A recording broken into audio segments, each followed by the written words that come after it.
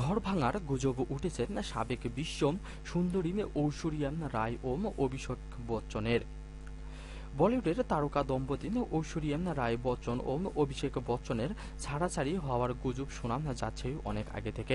সাবেক বলিউড সুন্দরীর ইচ্ছা পূরণ না হওয়ায় এবং শাশুড়ি জয়া বচ্চনের সঙ্গে সম্পর্ক ভালো না হওয়ায় এমনটা হতে যাচ্ছে বলে খবর প্রকাশ করেছেন এবিপি আনন্দ।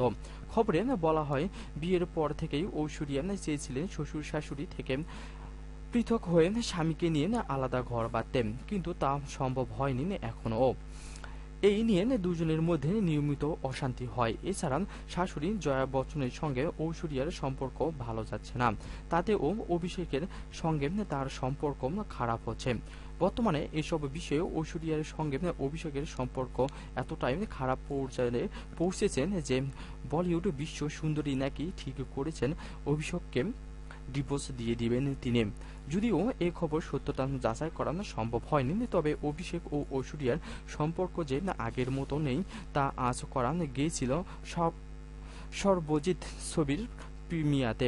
ফটোশুটের মাঝখান থেকে অচমকাতে বেরিয়ে যান অভিষেক। ঐশ্বরিয়া অস্বস্তি ধরা পড়ে সকলের সামনে, যদিও পরে বলিউডের এই খ্যাতিমান দম্পতি অস্বীকার করেছেন এসব গুজবে।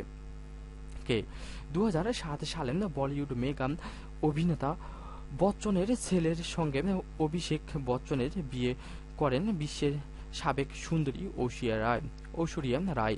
তবে এর আগে সালমান খানের সঙ্গেও প্রেমের সম্পর্কে জড়িয়েছেন বলে খবর রটেছিল ঐশ্বরিয়া রায়ের। তবে বিভিন্ন অনুষ্ঠানে এখনো সালমান খানের এর প্রতি ঐশ্বরিয়ার দুর্বল ধরা পড়েন ক্যামেরাতে। বর্তমানে ঐশ্বরিয়ার ঘরেও 5 বছরের একটি মেয়ে সন্তান রয়েছে। যদি আমার এই ভিডিওটি আপনাদেরকে ভালো লেগে থাকে তাহলে অবশ্যই আমার চ্যানেলটি সাবস্ক্রাইব করবেন এবং লাইক ও কমেন্টস করতে ভুলবেন না। ধন্যবাদ সবাইকে।